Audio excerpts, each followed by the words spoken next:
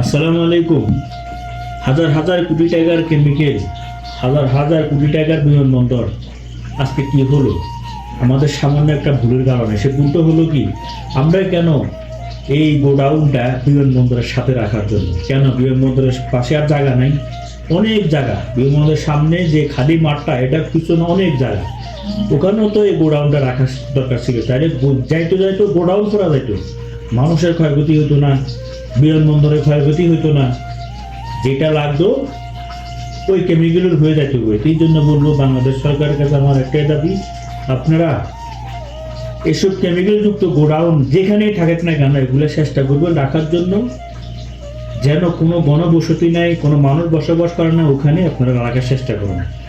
কোনো শিল্প প্রতিষ্ঠান, কোনো গোডাউন, কোনো কারখানার পার্শ্ববর্তী এগুলো রাখবেন না অনুগ্রহ করে।